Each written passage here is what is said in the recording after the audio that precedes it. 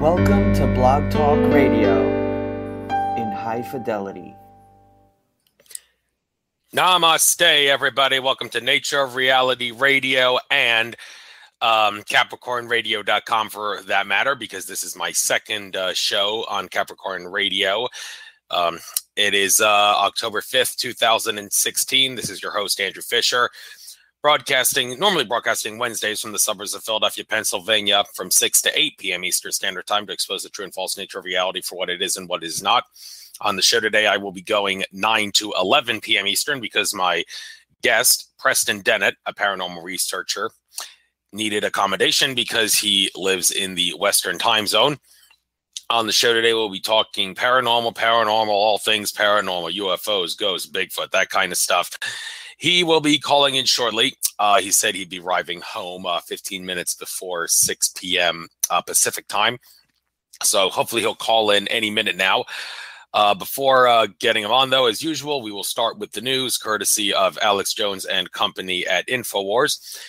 First article, Bill Clinton rally interrupted by protesters shouting Bill Clinton is a rapist. Exposed Clinton on television and are up to $5,000. So yeah, there's an InfoWars contest going on right now.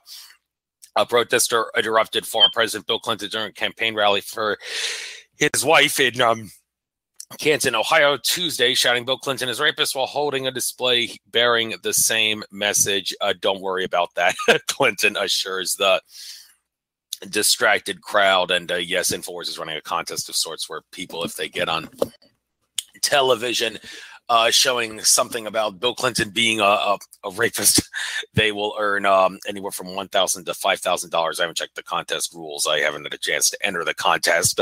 Love to have a chance, but I don't think I'm going to be in any position where I can get myself on TV, so it probably wouldn't make a difference, but it's probably going to cause a lot of people to go crazy. This contest is, and someone had their glory in the spotlight, and well, it's a good thing they're getting the message out about the disturbing truth that Bill Clinton is a rapist, has an illegitimate son, among other things. That's another thing that's coming out.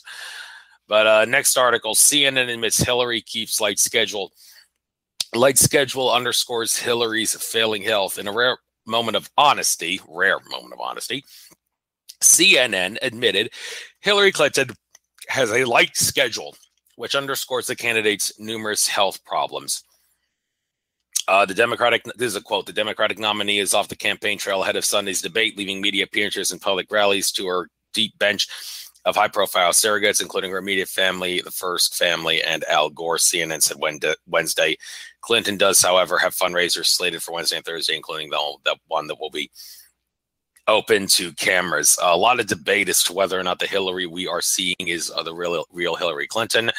And then again, one could say the real Hillary Clinton is actually a reptilian alien, because David Icke's source from Arizona Wilder said in Revelations of a Mother Goddess, David Icke's 1988 documentary, when she saw political and corporate leaders shapeshift from human into reptilian form and vice versa at satanic rituals. Arizona Wilder, the Mother Goddess that the title of the documentary references, said, I saw Hillary Clinton before I knew she was Hillary Clinton. So that opens up a whole new can of worms into what Hillary Clinton we are seeing actually is. And a lot of people think maybe the Hillary that we are seeing is a clone. And if that's the case, how many clones are there?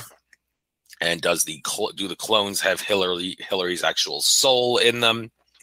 I was watching a Simon Parks interview that he did about a month ago with Kerry Cassidy of Project Camelot. And he talked about how the soul of Hillary would not be in the clone, and Hillary does not want to have a clone out, because if there was a clone out, then they would have no use for Hillary, so they would murder her. But who would have the authority to murder Hillary, considering Hillary is, as Fritz Springmeier pointed out, an Illuminati grand dame? I mean, wouldn't she have the final say in whether or not someone could murder her? That's something that has needs a little more research there. I'll be seeing Simon Parks soon at that Awakening conference in Arizona, weekend of October. What date is that? 21st, 22nd. Yeah. In Arizona. Tolek, the Andromeda Council contactee, is sponsoring that conference. Simon Parks will be there. Maybe I'll ask him about that. So next article, analysis, swing states going Trump. Hillary giving up in Ohio, but state influences nation. Democrats for Trump. There's a sign. Someone's holding up here. We need a leader too. Ohio, a bellwether swing state, is going for Trump. Another battleground states will likely follow suit. According to expert analysis, folks, please excuse me for yawning. I was actually taking a little nap. I slept for about 45 minutes before getting on my radio about 10 minutes ago. So I'll be awake in a little bit, awake and aware a little bit. I did take a Brain Force pill. Brain Force, one of InfoWars' best supplements, I think. So as soon as that's in my system, I'm going to be sharp and focused. But please excuse my yawning here. I was taking a little bit of a nap here before coming on the set. Yes, Ohio does have a major role in a presidential nomination. And then again, people would say it doesn't matter how much of a landslide Trump can win, and they would do whatever they can to make sure Hillary can get in. Although how they could pull that off without it being obvious that they rigged the election is beyond me, unless the American people are highly apathetic. But well, a lot of them are, but people are waking up exponentially. So are people really that apathetic to fall for it? Probably not. Or is Obama just going to declare martial law to cancel the election? That remains to be seen. Next article, expert mainstream media's coverage of Syria serves power elite. Media coverage of Syria appallingly distant from reality, he says. A foreign policy expert assailed the mainstream media's convoluted coverage of the conflict in Syria, suggesting the media is serving the agency of the power elite. Well, thank you for stating the obvious. This Stephen Kinzer, a senior fellow at the Watson Institute for International Studies at Brown University, said the mainstream media's coverage of the conflict in Syria will be, quote, will be remembered as one of the most shameful episodes in the history of the American press, unquote. Well, thank you for stating what people have already known for a while, that the media is serving the agenda of the power elite. It's pretty obvious, and one could make the argument that we should focus more on getting the on hassling the mainstream media. We should hassle and harass the mainstream media more than we hassle and harass the government and the Illuminati, because if the mainstream media keeps getting hassled, they'll have to report the truth, and if they report the truth, then well, then the power elite and the government's agenda is really going to fall apart. So that's something worth considering. So good thing someone here is finally got the guts to expose the mainstream media. Next article, Obama's army of public relations staffers costs U.S. taxpayers $500 million per year. Still nearly 5,100 PR staffers in the administration in 2014. Obama hired hundreds of additional public relations employees to sell his administration's policies at a total cost of taxpayers of nearly $500 million a year, the government's chief watchdog reported Wednesday. Speaking of taxes, I just got Dave Champion's book, Income Tax, Shattering the Myths in the mail a couple days ago. I look forward to reading that. So we shouldn't even be paying taxes for this period. And it's really sad that what water taxes are actually being used for. And public relations staffers for a puppet like Obama, definitely not something that we should be paying taxes for in the slightest. You'd like to think he's going to be gone soon, Obama is, but if he declares martial law and everything, then we don't know what's going to play out. So last article, top Army general prepare for war as big as World War II. U.S. military warning of possible World War III scenario with Russia. Top U.S. Army chief has come out and threatened war with Russia. If this happens, this could be more devastating than World War II. This is a Russia Today video here in the article. It says Lavrov, Kerry failed to find a common ground for new Syria peace deal. So is Putin worth trusting? Well, many would say, since he's leaking information like a sieve that the powers that be do not want him to leak, that wouldn't want him to leak, that's a sign that the Illuminati bloodlines are losing power over the Russian government and don't control it anywhere near as much as they used to. And also, in regards to UFOs and ETs, it has been argued by some, including, I think, Michael Sala and Corey Good at that conference that I was at in Mount Shasta, that the Russian government knows more about the UFO ET cover-up than any other national government on planet Earth. So that's definitely something worth considering. I think ET contactee Brad Johnson, who channels Adronis, even said Putin meets with ETs. every so often. That would be really cool if that was the case. But all right, that's enough of the news. I believe this is Preston Dennett here in the queue here, area code 818. Hello, Preston Dennett. Is that you? Yeah, it's me. How you doing? I'm doing great. I don't know if you were how long you've been in the queue, but I did say I was taking a little bit of a nap before coming on the air just to refresh myself and get my mind fresh. I just got up like 20 minutes ago, so I'm a little out of it. But since I took a brain force supplement, I'm sure that in a few minutes I'll be all sharp and focused and ready. And well, I'm feeling sharp, focused, and ready now that you're here. So I appreciate you sending me all those press kit things. I'll definitely be using them as a guide, but just for the sake of simplicity, starting off the beginning of this interview, I think I'll just use the information that I have in this little brief bio, which I copied and pasted from your website here just to start off, and then I'll go to the press kit to get to elaborate on in greater detail on things that the simple bio doesn't even cover. But seeing here that you began investigating UFOs and the paranormal in 1986 when you discovered that your family, friends, and coworkers were having dramatic unexplained encounters, I think it only makes sense for me to give you the chance here to act as a primary source and give your life story of sorts, and your family, friends, and coworkers' life story specifically regarding these unexplained encounters that got you to investigate UFOs and the paranormal. So tell us what that whole story is all about, and what you learned, and how the rest is history, so to speak, in regards to the work that you do since 1986. All right, yeah. I was very skeptical of UFOs growing up, skeptical of all things paranormal. Thought my family was. Turned out I was wrong. In 1986, there was this sighting over Alaska by a major airliner, Japanese airliner. They saw this very large UFO, or two of them, which tracked their plane. It appeared on radar. It was a big case. Got on the evening news, and they just kind of joked about it. And I laughed, and I thought, wow, this ridiculous pilot.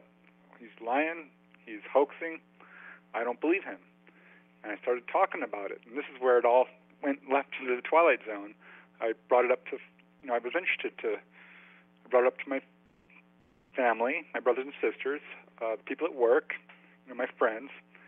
And I'm going to tell you, I'm going to say, God, maybe 25 to 30% or more of them had a really dramatic UFO encounter. And not just, a light in the sky. Like my brother, I asked him, and he said, yeah, me and my two friends, we chased this UFO. It was structured, it had colored lights on it, a kind of dome thing on top. They saw other people chasing it, and it was in view for a good 20 minutes before it darted away, about 10 miles at least. And found out my sister-in-law had seen a UFO over Van Nuys Air Force Base with her two friends, and she also had a face-to-face encounter with a gray-type ET. I had someone at work. I was brought this pilot's sighting up again, and she says, "Oh yeah, me and my whole family, we watched this UFO darting overhead for a good half hour. And there was 4 of them there, and they watched this object darting at right angles and stopping and hovering and moving away." And as she's telling her encounter, Dorothy, another lady I've worked with for years, by the way, no one trusts all these people, so it was real shocking. And Dorothy walks in and says, "Oh, I saw a UFO with my friend and my mom. We were driving home from the library, and it followed us home." She says, "It's really weird. It only takes us 5 minutes to get home normally. Somehow it took us over an hour." And, this was way before, Missing Time had become a bestseller by Bud Hopkins. Whitley Strieber book wasn't out yet. So this hit home for me. It was not good news. Hit me like a ton of bricks, and really kind of made me worried that we might be having some sort of alien invasion. And that's kind of what got me started. I read books about it. I started joining UFO groups, interviewing people, and it just snowballed from there. Haven't looked back.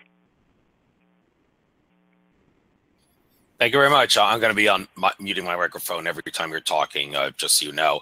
But since a lot of your work deals with UFOs and ETs, we'll definitely get to that. However, I do want to start off on some other things first. Looking at the books you've written here, you did give me your press kit and all books by Preston Dennett. You've written a lot of them, for that matter. And there's a few, most of them have to do with UFOs and such, but there's a few that don't. I'd like to talk about some non-UFO stuff. One of them, starting off, ghosts. So what are ghosts? What's the deal with them? How does one become a ghost? And there's a lot of questions in regards to that. How does one see a ghost? And if ghosts are real, like, do they have the ability to physically interact? Like, I mean, you've seen I'm sure people have seen the Casper cartoons and such, and the Casper movie. There's times where ghosts have the ability to willfully hold on to something, and then there's the times where if they tried to hold something, it would just go straight through their body. And like, what are ghosts made of? I remember in the 1996 Casper movie, when Casper was asked that question, he said, you know that tingly feeling you get when your foot falls asleep? I think I'm made of that. But most paranormal researchers would say, no, that's not what ghosts are made of. They actually come from some other dimension, density, vibrational frequency and such, and we can't interact with them easily because we don't vibrate at the same frequency that they do. But when you see a ghost, that's interference, so to speak, of their dimension with our dimension, similar to how you, like on a radio, you would hear maybe two radios simultaneously if you dial right between two stations. And there's also the whole thing about ghosts exist because they have unfinished business. What the hell's that supposed to mean? Some might ask. And if they do finish whatever their unfinished business is, does that mean that they're going to vanish out of existence and cross over? And if they cross over after finishing the unfinished business, where do they go? And I've heard some legends about ghosts myself. Not too far from where I live, there was a site of a train crash in 1921 where some conductor goofed in regards to switching the rails and caused two trains to collide. And you can see YouTube videos about this on YouTube where some people have gone there and they've tried to listen with devices, those devices where you can hear like the ghosts speaking about certain things if you're there. And one guy who was there recently said that when he heard the ghost, there was a sharp drop in the temperature in a very short period of time in that specific location. And that specific location, by the way, where the trains crashed, has like 764 negative energies or something to that effect. Daniel Teague, one of my previous guests, searched that, and there's a lot of other places where people say they can hear ghosts, like the Colosseum. People say you can hear the ghosts of the gladiators who died there and whatnot. So I've babbled long enough here. I like to babble a lot, that just to get it started for my guests, just to get them off on the right foot, give them some ideas about what they might want to talk about. But I'm sure you pretty much know what you want to talk about because you've been researching this for a long time. What are ghosts? What aren't ghosts? And all the other questions that people may have about ghosts. Do you think maybe you could answer them for us? Yeah, certainly very interested in ghosts. I saw a ghost, actually. Didn't realize it at the time. This was shortly after my mother died. I saw her, full color apparition. Very close up. She just disappeared right before my eyes, and I assumed I was just hallucinating or grieving. But found out, no, this is actually a pretty common experience. And since then, I've interviewed quite a number of people. Found out that some of the people who are seeing UFOs are also seeing ghosts or have had near-death experiences or a wide variety of paranormal. And I think to some extent, these phenomena are related.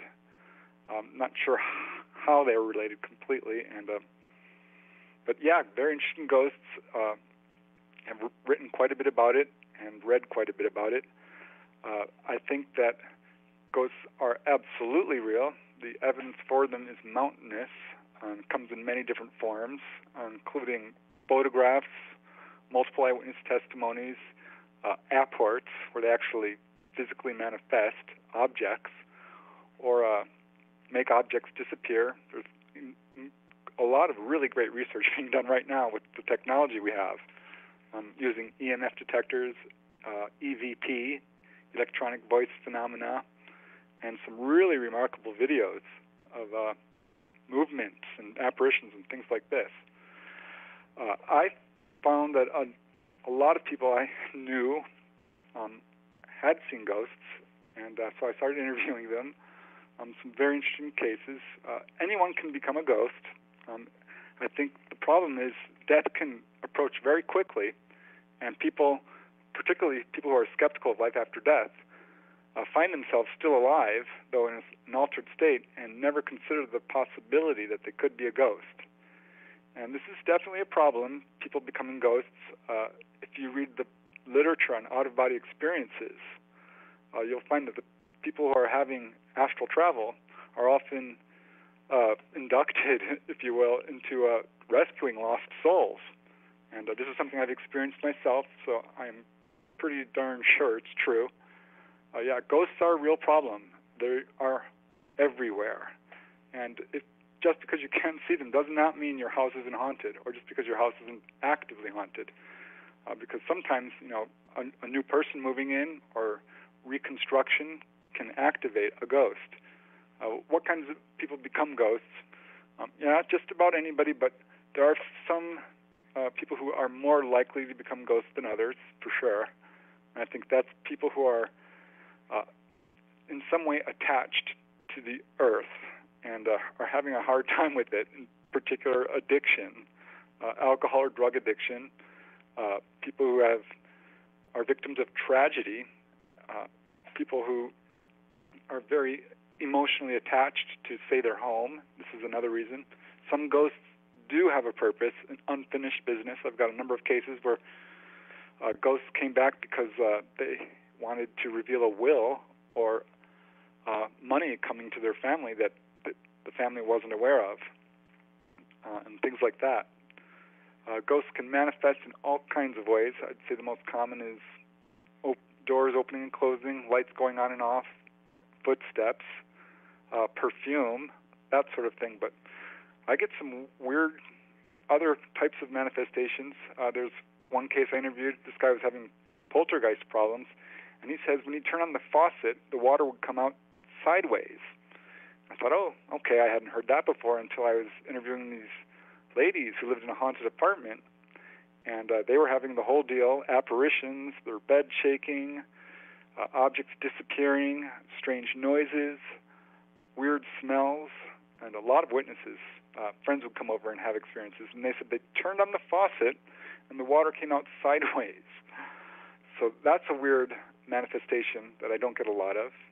In my research, I found that twice as many women than men see ghosts. I'm not sure why that is, other than perhaps women are more intuitive, but certainly really interesting, because when it comes to UFOs, it was split even 50-50, and most of the other paranormal phenomena too, but not with ghosts. And a number of cases where only the children can see ghosts. There was a case in Van Nuys, I believe it was, where a guy had committed suicide, and only the child could see this ghost, and she described it perfectly. And she'd just scream and scream and say, "There's the man, there's the man," and no one else could see it. So I've got a number of cases like that as well. One case that really impressed me was this lady that I worked with, Connie. She kept finding oily handprints in her house, on her bed, and once she woke up and it was actually on her hand. And she was completely freaked out until she finally figured out who it was. It was her ex-husband, a trucker, who used to constantly track oil into the house. And he manifested to a number of people, including as a full-color apparition to his nieces. So yeah, ghosts are really interesting. They often appear in mirrors, which I find very interesting. I've got 4 or 5 cases like that, where people don't see the ghost by their naked eyes. They look in the mirror, and it's standing behind them in the mirror. So yeah, a lot of cases like that. I'm very interested in ghosts. One specific ghost case that I found pretty eye-popping was a case that Jim Mars talked about, the Roswell ghost. The legend is that the ghost of the E.T. and the Roswell crash is still around, and one prominent place that it's at is some hospital not too far from the Roswell location. And some ghost hunter who was investigating this ghost, he brought some sort of a device. I don't remember exactly the nature of the device that Jim Mars spoke about it in the presentation, but he did say that some person who had the ability to detect ghosts said the ghost is there, the ghost is there, and the guy had this device that would beep louder in the presence of like paranormal entities and such. And when he waved the wand of the device where the ghost was said to be standing by the guy who claimed you could see the ghost, the device started beeping at a much higher frequency. And then we moved it away from there. The device stopped beeping, suggesting, okay, there really is a ghost there. Whether or not it's the actual Roswell ghost is not really, it's open up to more questioning and such. But the guy who claimed that he could, or maybe it was a woman that claimed that he or she could detect the ghost there, I believe they did say, yes, this is a ghost of some sort of extraterrestrials. It's not human.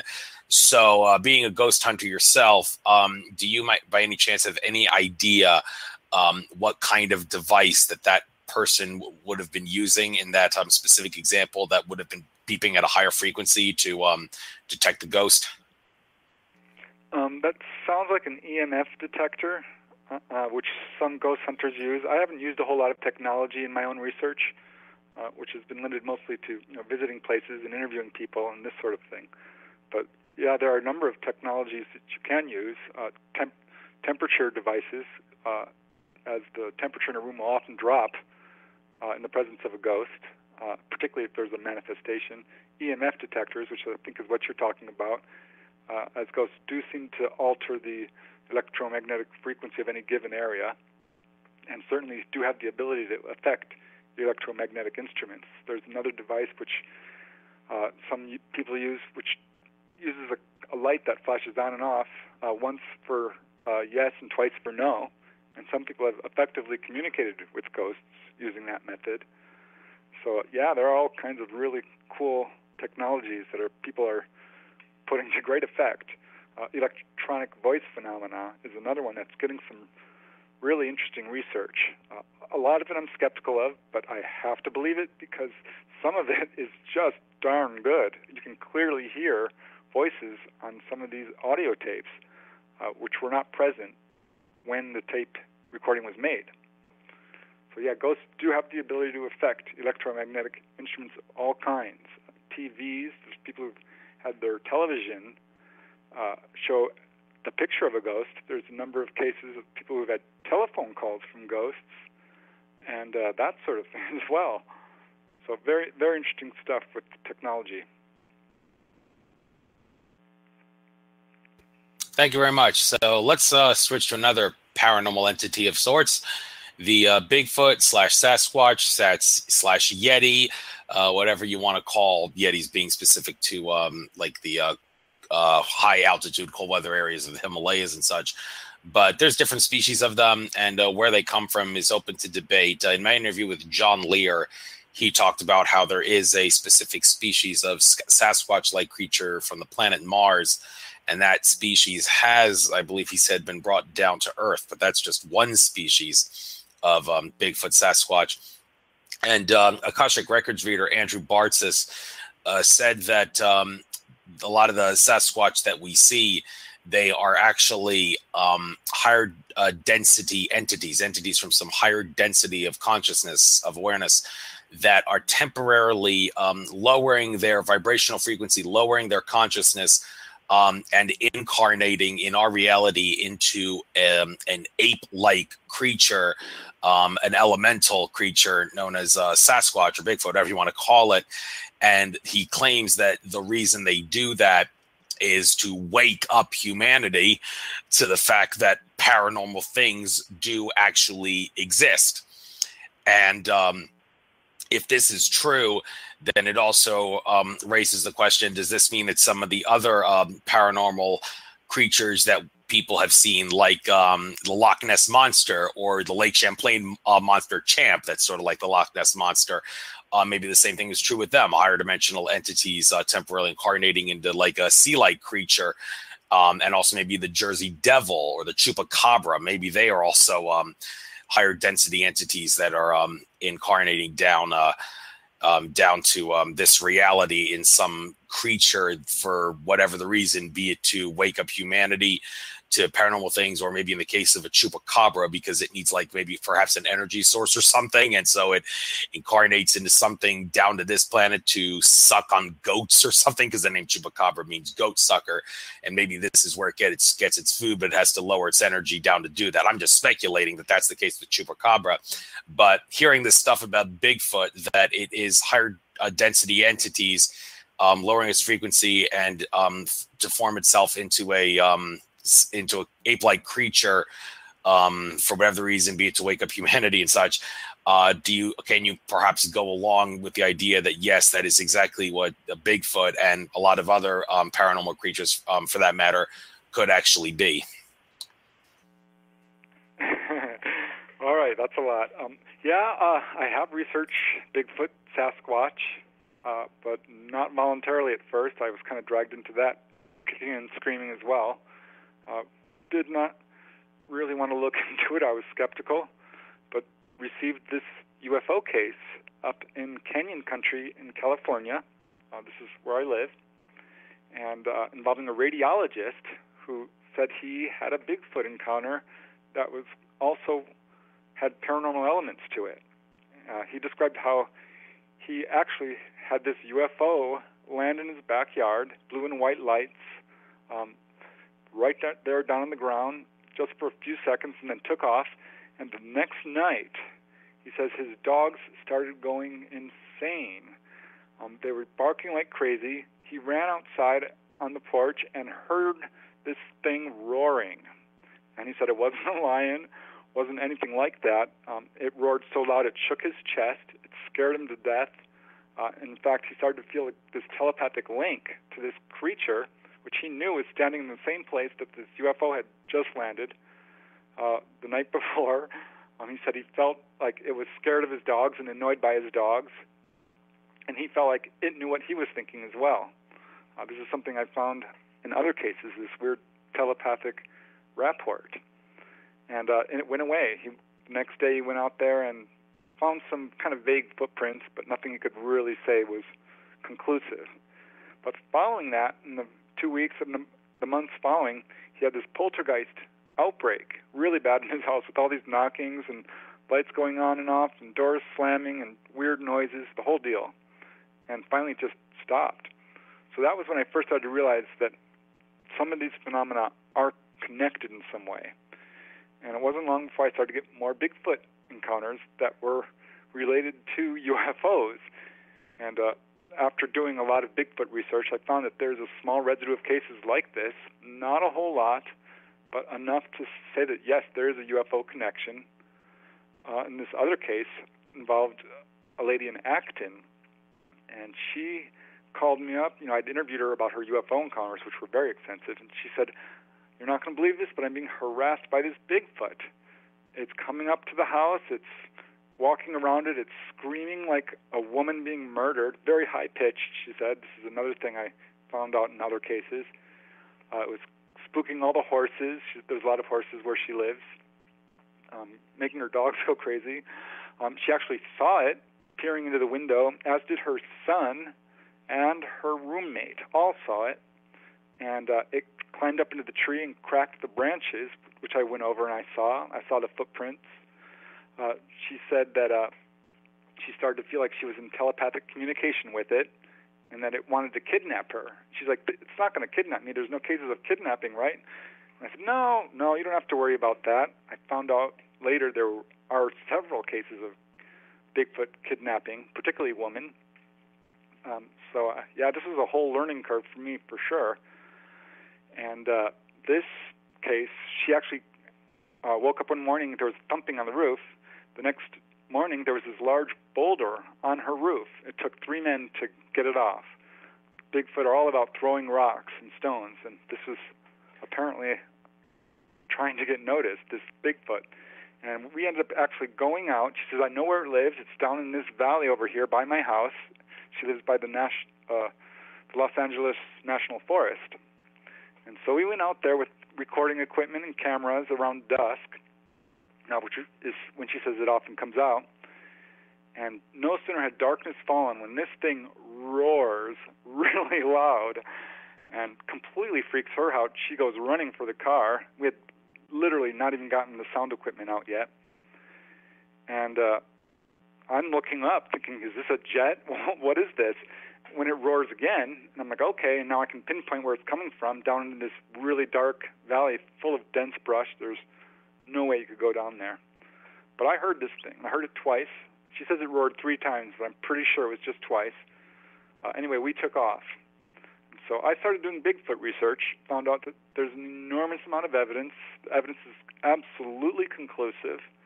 Bigfoot appears pretty much all across the planet, in certainly every state except maybe Delaware. Different types of species. It's been going on for hundreds of years at least. There are a number of cases of Bigfoot captures, a number of cases of Bigfoot killings. Very few where Bigfoot actually harm people, but there are a number of cases of Bigfoot attacks, a number of cases where Bigfoot have rescued people, but most of that is pretty rare. By and large, most people who see a Bigfoot will see it running across the road at night or something like that.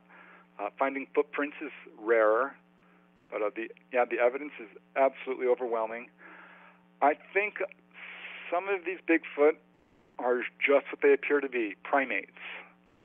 Physical primates, very much like us, living in the high valleys in the wilderness. And there's quite a bit of wilderness out there, which is inaccessible, that they can live at.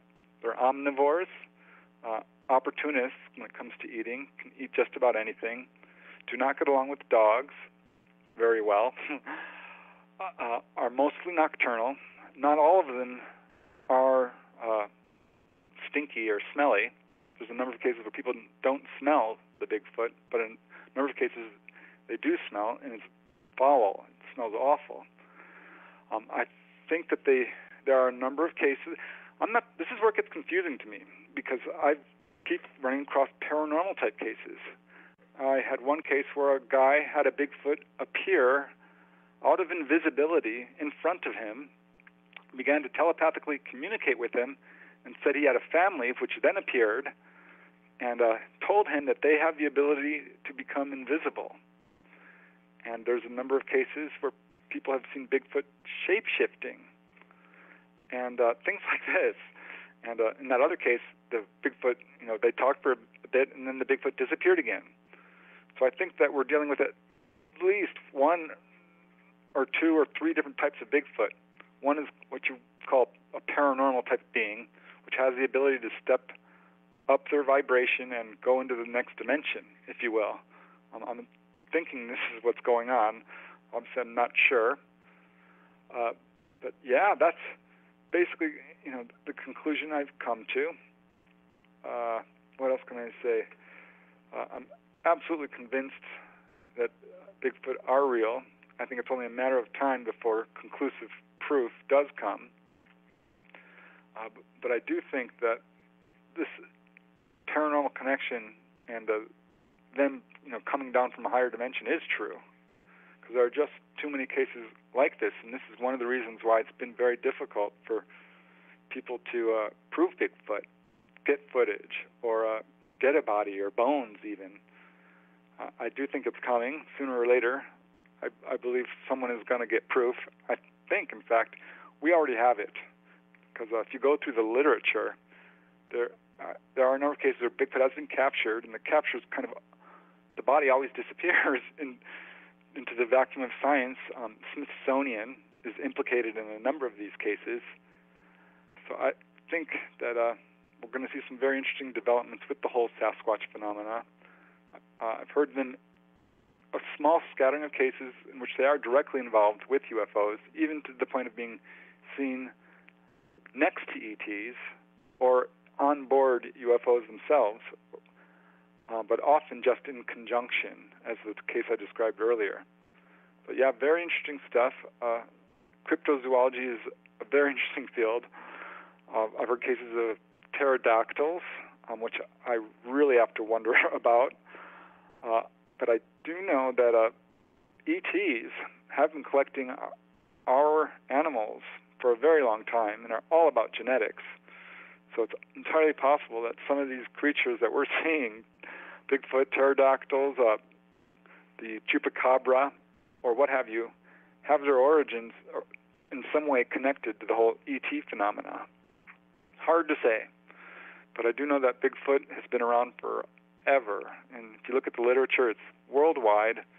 There's no doubt that Bigfoot is real, and yeah, I'm pretty excited about the research coming out about it right now. I'm certainly excited about it too. And before we start talking more detail about UFOs and ETs, let's try to kill two birds with one stone here with two, I guess, somewhat related subjects that, looking at the books you've written, these are subjects we can talk about. Human levitation and out-of-body experiences. Now, when it comes to human levitation, I'm guessing the kind you're talking about is the kind where someone may sit in a meditative state in a like lotus flower position, and then they have the ability to levitate. One might say, hey, if one person can do this, then anybody should be able to do this because, hey, we're all infinite consciousness. So, of course, this is possible. The catch is, why are certain people more able to do it than others? What is the gift, so to speak, that they have that allows them to do it? Is it because their DNA codes that allow for that are active, or is it something else? And also in regards to out-of-body experiences, there's the like artificial out-of-body experiences, which one can have by ingesting a drug such as dextromethorphan, which is the drug in cough medicine that causes dissociative feelings that can cause out-of-body experiences, or Amanita muscaria mushrooms. That's a more natural form of trying to attain out-of-body experiences. But then again, they would say it's always better to try to have an out-of-body experience that's not drug-induced. But of course, trying to get a natural one is a lot more easier said than done, and many people would definitely go to resorting to taking a drug like cough medicine or Amanita to try to achieve it, because it's a lot easier that way to use a crutch like that, for lack of a better word. Not that all drugs are crutches, but you get my drift. So human levitation and out-of-body experiences, what do you see in them, and how do people achieve them? And you got the floor on this. Kill two birds with one stone, please. Great. Yeah, I'm so glad you brought this up. Out-of-body experiences, this is one of my favorite subjects, absolutely. It's very personal to me. That's the only book I've written which is pretty much autobiographical. An out-of-body experience is when someone perceives themselves as being separate from their body. We have a dream body or a astral body. And in fact, according to Eastern religions and other countries who are more advanced in studying this than the Western world, we have 7 bodies: the physical body, the etheric body, the astral body, the causal body, the akashic body. It goes on, up and up into kind of higher vibrations, and each body is more superior to the one below it. The physical body is one of the worst bodies there is. Yes, we can do all these wonderful things with our physical body, but the astral body is actually much better. It doesn't age. It can travel at extremely high speeds and basically teleport. It can fly. It can extend itself. It can see in 360 degrees, zoom in on vision, and do all these really wonderful things. And it just goes up from there. Everyone is having out-of-body experiences every night. The real trick is learning how to remember it, often through lucid dream practice, remembering your dreams, and this sort of thing. But out-of-body experiences, I got really interested in them following the death of my mother. This kind of coincided exactly with my whole interest in UFOs, and began trying to do lucid dreaming, which I found very difficult. Finally did manage to have some lucid dreams in which you're aware that you're dreaming while you're dreaming, which is kind of a form of out-of-body experience. Because the fact is, when you're lucid dreaming, you're usually out of body and on the other side and creating all these environments, but you're still hallucinating. You're not aware of the environment around you in the extent that it's objective. But I read Robert Monroe's book on how to do this. It's called Far Journeys, I believe. He's kind of the pioneer in this field, and wrote a series of books about his own experiences and gave exercises at the end of his book. And I tried them, and I did them diligently for, I'd say, about 2 weeks. And I started to get results and got very excited and buckled down and got really good at it, actually, to the point where I was able to go out of body pretty much regularly. I was able to visit the other side. I was able to talk to my mother multiple times, and anyone else in my life who became deceased, any deceased loved ones, I almost always met up with them at some point, including pets. I learned quite a bit about my past lives. I got to learn about my spirit guides and all kinds of stuff like this. I mean, it's just wild. I cannot recommend it enough. It's pretty easy to do. The main obstacles, I think, are skepticism. People just don't think they can do it. And fear. People are really scared when I talk about this, about doing it themselves. But I have to tell you, it's as safe as sleeping. And I scoured the literature looking for dangers and couldn't find hardly anything where it says that this is dangerous. I found the opposite. I found over 20 cases of people who have been healed of chronic illness as a result of going out of body, or even colds, cuts, all kinds of conditions and illnesses people have been cured of. So it's got very positive benefits in a number of ways. It reduces your fear of death.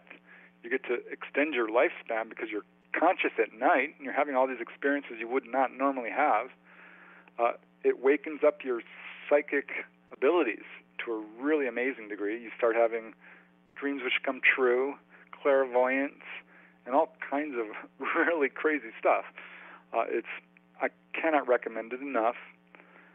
As I said, there's no real dangers to it, no danger of getting lost. There's a silver cord which will pull you back to your body if you have any fears and things like this. No danger of really getting possessed. Most people have spirit guides with them when they're doing this, even if they don't see them. And it's just wonderful. I can't recommend it enough. Very easy to do. It's a process involving physical relaxation. You basically want to physically relax your body to the point where you start to feel either heaviness or numbness, or ultimately vibrations. You want to reach the vibrational state, and that means you're ready to go. You want to get relaxed to the point where you can't even feel your body.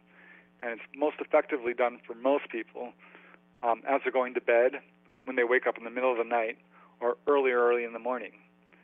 So it's really all about physically relaxing and letting go.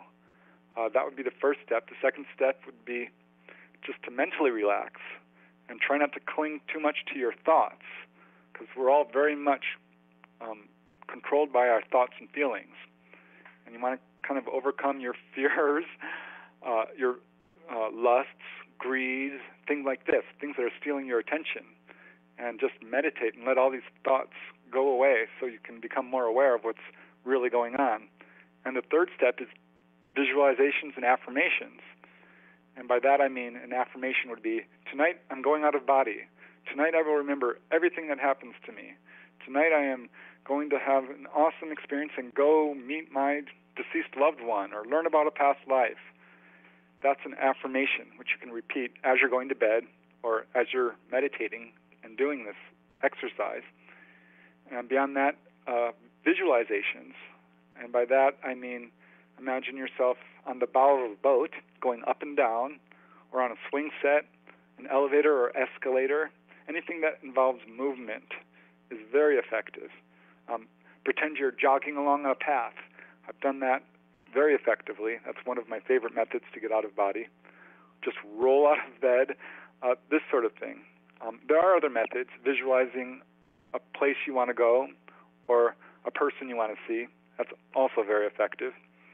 So yeah, I can't recommend out-of-body experiences enough. I hope everyone at least tries it, because believe me, it doesn't take a whole lot of effort. I mean, it does take effort, but the more effort you put forth, the more effective it'll be. And as far as human levitation, it's very connected to that. Human levitation is absolutely real. I've collected over 350 cases, coming from all across the world, in all cultures, stretching back at least 2,000 to 4,000 years and continuing to the present day. And I've kind of isolated 7 different kinds of levitation. Anybody can do it. It's a natural human talent that is very connected to out-of-body experiences, and fact, if you look into some of the cases, a lot of people who are levitating started out doing astral travel. Probably the most common type of levitation, certainly historically speaking, would be religious levitation or ecstatic levitation. I don't know if you remember that show, The Flying Nun, but yes, there are lots of cases, hundreds of cases of saints and holy people who have levitated basically by just focusing on the astral planes and the divine energies and this sort of thing, which appears to sort of astralize their body and connects them to this astral energy, or allows them to coincide their astral body with their physical body to the point where their astral body becomes dominant and turns their body into essentially a super dynamo, and it lifts them up off the ground, overcoming gravity. Another type is meditative levitation, which is, I think, very similar, if not identical, to religious meditation, but it's separate in that there are a number of techniques that in various cultures where people specifically use for the purpose of levitation. That's one of the yogic siddhs, or superpowers, psychic powers, is the ability to levitate. And they've got this very specific meditation that you do. Another is pranayama, which also is used to achieve the mystical state of levitation.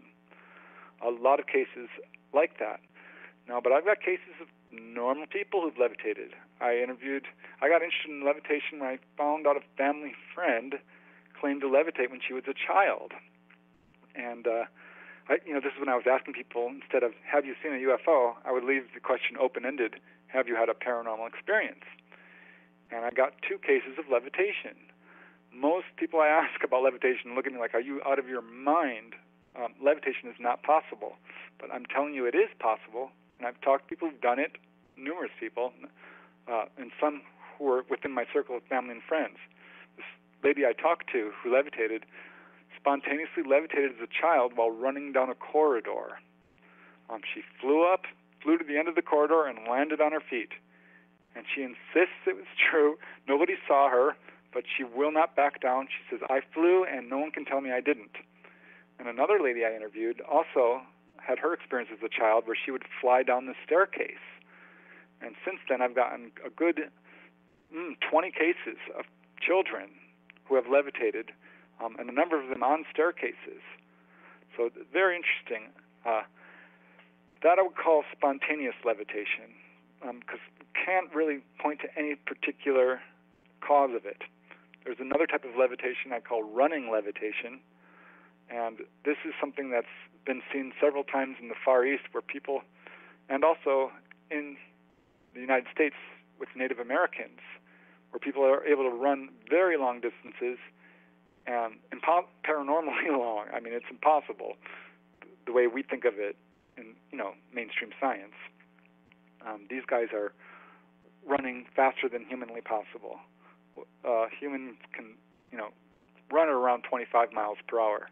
These guys are going a lot faster and covering hundreds of miles of distance in a day, or less.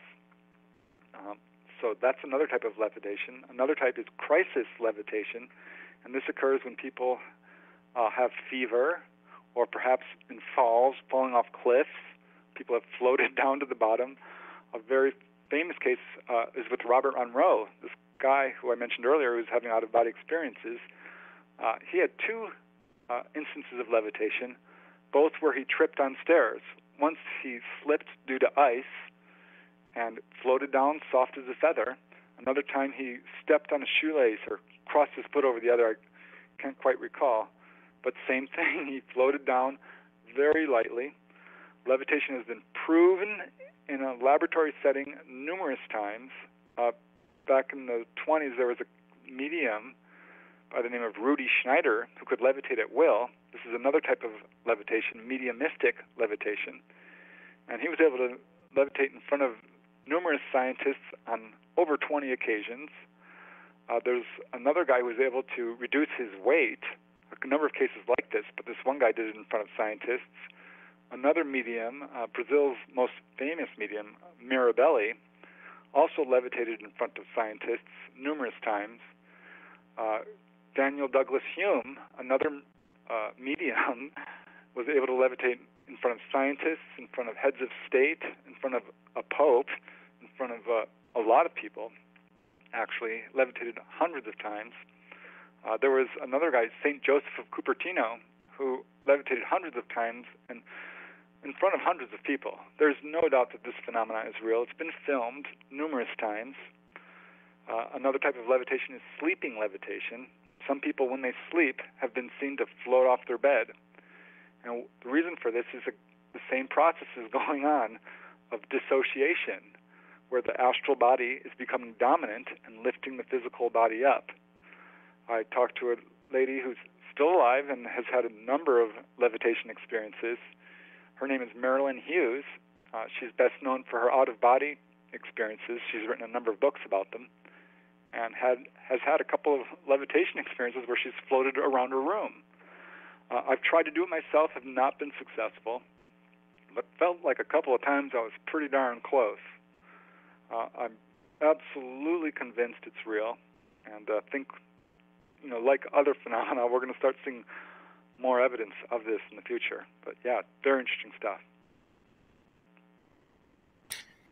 No question about that. And I think I've exhausted all the non-UFO ET stuff for now. So moving on to this UFO subject. First and foremost, it says you're a field investigator for MUFON. I will be going to the MUFON conference in the last weekend in October, the MUFON PA conference that John Ventry is sponsoring. And a couple of things about MUFON that people find inauspicious. First of all, MUFON, they claim one problem, and it's great that it's exposing a lot of things that it's exposing, but they say one weakness of MUFON is that it's too left-brained and closed-minded, too much nuts and bolts, if you know what I mean, and not really willing to go really far out there with some things. Good case in point, one of the speakers at last year's Pennsylvania MUFON conference was I don't remember who it was, but he was talking about UFOs, ETs, and time travel, and he said that the idea that UFOs and ETs could undergo some form of time travel is ridiculous, and he claims it's ridiculous, and he used the grandfather paradox as the excuse for why it's ridiculous. And when I heard that, I did a double face palm, and I really wanted to stand up out of my seat and shout, "Yo, dude, does the phrase alternate timelines mean anything to you?" But I didn't do that because that would have been really, really uncool and a really big distraction. But my point when doing that would have been to show that the grandfather paradox is not an issue, because when you travel through time, you enter another parallel universe in another alternate timeline where killing your grandfather is not going to do anything because universes are causally disconnected. So that's one problem with a lot of MUFON things, too left-brained, too closed-minded. Another thing that people say MUFON has a problem with is that it has been, sadly, heavily infiltrated by CIA and or NSA operatives who have some sort of malevolent agenda to cover up the truth and whatnot. So the criticism of well, first of all, why don't you tell us what you specifically do as a field investigator for MUFON, and what do you have to say in response to these criticisms that MUFON is too left-brained, closed-minded, and has been infiltrated by bad guys in government? These are great questions. Yeah, I got involved with MUFON because they were pretty much the only guys out there who were looking into this in terms of a successful citizens UFO group. There were others, but none as large as MUFON. I took their field investigator test, which was a take-home test. I thought, this was going to be easy. It was not easy. There was 100 questions, and they were very difficult. The UFO history questions were easiest for me, but a lot of questions on photography, a lot of questions on astronomy, which I actually did well on because I've always been interested in astronomy. But weather questions. So, yeah, a lot of very difficult questions, and took quite a bit of research. And I don't work a whole lot with them in terms of turning over cases at this point. I have spoken at a number of MUFON conferences, and certainly all across California and Arizona and at the smaller MUFON chapters, and all over the place. Actually, Nevada, Oregon, Washington, all over the Midwest. I'm a supporter of MUFON. I think that they are, again, one of the only people who are looking into this, so I'm excited about it. I am disappointed that more people aren't joining MUFON. MUFON's membership has always hovered in the low thousands and does not seem to be growing despite the growing world population and the growing popularity of UFOs, which definitely concerns me. But here's the thing. Now, as far as being closed-minded, we'll start with that. Yes, I have had some problems with this, and I think a number of people have, and I'm not sure I'm going to blame MUFON too much for this, because their mission statement has kind of always been to sort of prove the UFO phenomena in a scientific way that would convince a skeptic, which is really hard to do for people who aren't willing to look at the evidence. Now, the evidence is mountainous. It's absolutely conclusive. There's enough scientific evidence out there to persuade any objective person who's willing to look at it in an intelligent manner and objectively analyze it. It's not just eyewitness testimony.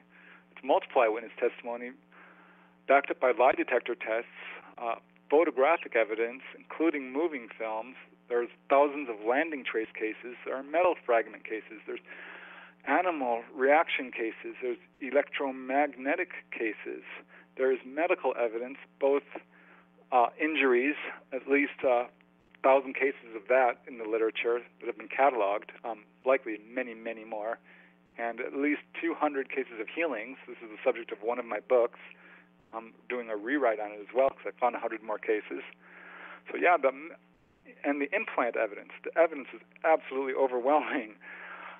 So I think this is what MUFON is trying to focus on, and this is still a relatively new phenomena. While UFOs have been seen for thousands of years, I think the evidence definitely speaks to that. We don't have anything in human history like we're experiencing today. Since the modern age of UFOs, when this giant kind of super wave swept across the world and hasn't stopped. We've never had these kinds of levels of UFO activity before. Often, in past history, they're mostly seen flying around. You don't get a lot of cases of them landing, and almost no cases of abductions, really at all, or on-board experiences.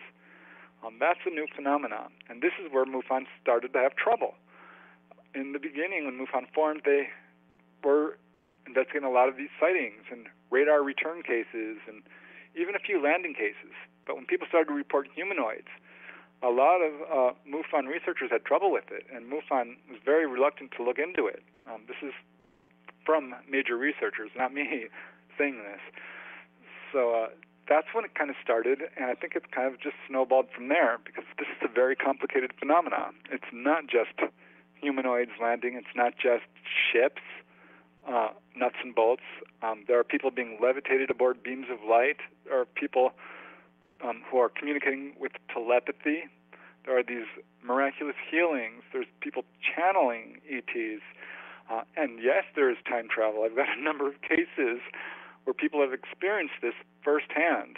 A good one was this guy was seeing a UFO with his whole family. He runs inside to get his rifle, which had a scope on it. He wanted to look at this UFO closer, not shoot at it. Runs outside, and the UFO is gone, and his entire family is frozen in place. And there are birds, flying in the sky who are not moving. No leaves are moving. Nothing is moving. There's a bucket of milk half poured out, and it's frozen. And he's able to move around, and he's freaking out, wondering what the heck is going on when he sees that the UFO is not gone. It's actually landed in his front yard, and there are 3 gray-type ETs walking down his driveway right toward him. So this is apparently their ability to control time to some degree. Yes, they can do time travel. And so I don't blame MUFON a whole lot for being a little overwhelmed by this. But, I am disappointed because I think you're not going to solve any mysteries unless you use all the evidence in front of you. And a lot of researchers are falling into the trap of forcing the evidence to fit their theory, or just kind of specializing only on one thing, and they won't look at any spiritual aspects or paranormal aspects of the UFO phenomena. They're very nuts and bolts. which is fine. That's not been my approach, because I think that they're connected. So I'm hoping that MUFON will become more open to it as time goes on, as they have, with humanoids and abductions and the whole UFO crash retrieval phenomena, which was panned for years and no one would look into it. Now it's the cutting edge of UFO research. So it's evolving.